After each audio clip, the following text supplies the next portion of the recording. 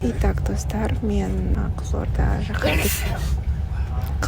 шаһарға кетіп бара жатырмын. Қызылорда облысына Шиеліге.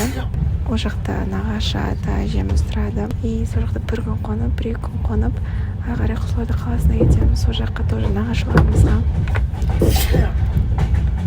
В общем, осылай. И мегапойыздамын, и плацкарт.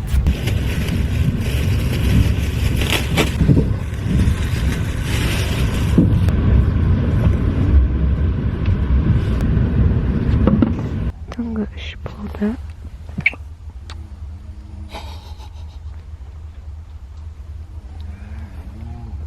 Түркістан деп айтты, что-то не знаем. Аяға тоқтадық.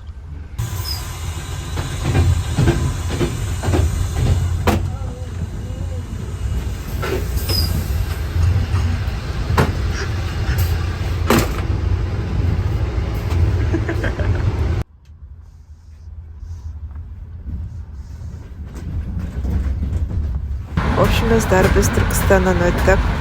И түнгі сағат 3 болды. Біз сағат 4:30-да жетуіміз керек, бірақ біз опозданиемен келе жатырмыз.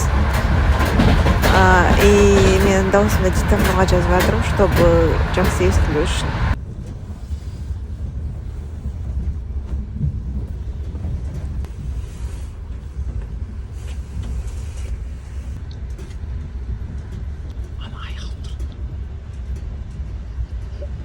Короче, біз жеттік. И на Шиелде суық екен, кстати.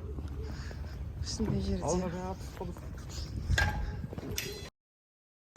Итак, достар, біз Қызылордадамыз. Әже ата-енеге ашып қонғанда жоқпыз. И қазір біз киноға келдік. 2. Там это и случилось. 1.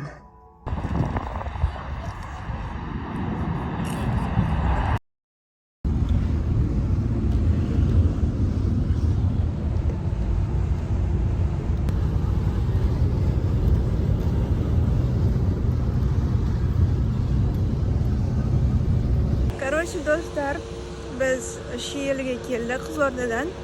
Қызылордада почти ештеңе сүрген жоқ, бірақ біз 2 күн болдық. Қазір енді түстік. Спринтермен ауылға келдік. Қазір бізді алып кетеді. Бүгін қазір біз Шиелі ауданындамыз. Ержан екеуміз бөлім екеуміз келгенде 5 жыл болды. Ровно 2017-де келдік. Августе одан кейін келген жоқпыз.